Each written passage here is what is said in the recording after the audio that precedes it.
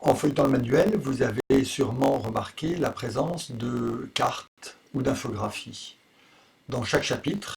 dans la rubrique texte et documents, nous avons en effet choisi de faire réaliser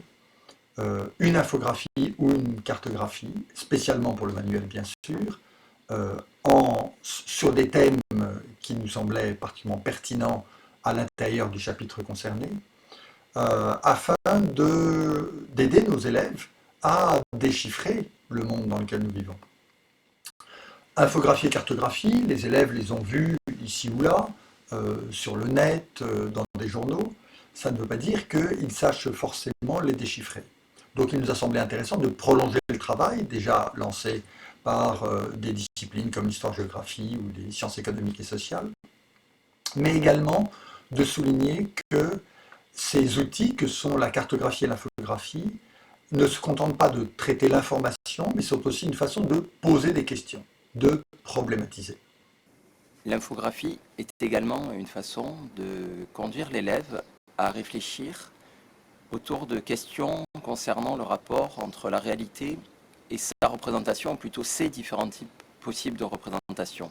C'est un des fils rouges du manuel. Nous revenons plusieurs fois sur cette question de la possibilité de représenter le réel par différents biais,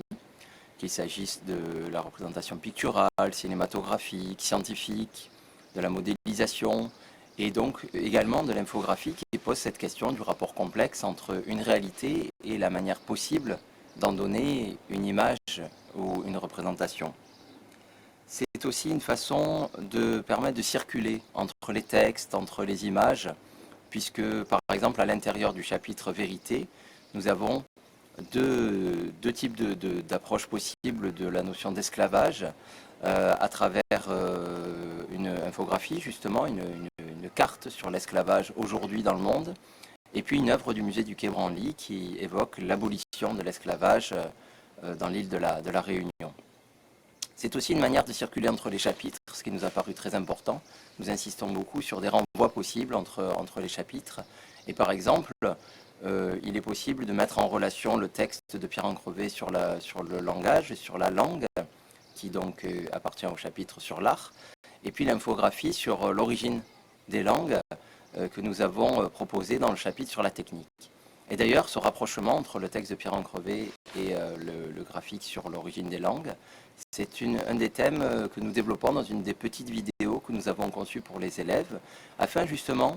de les inciter à circuler à l'intérieur du manuel et à ne pas rester bloqués sur un seul chapitre, une seule notion, un seul texte, mais vraiment à apprendre cette souplesse intellectuelle qui permet de créer des liens qui font émerger de nouveaux problèmes.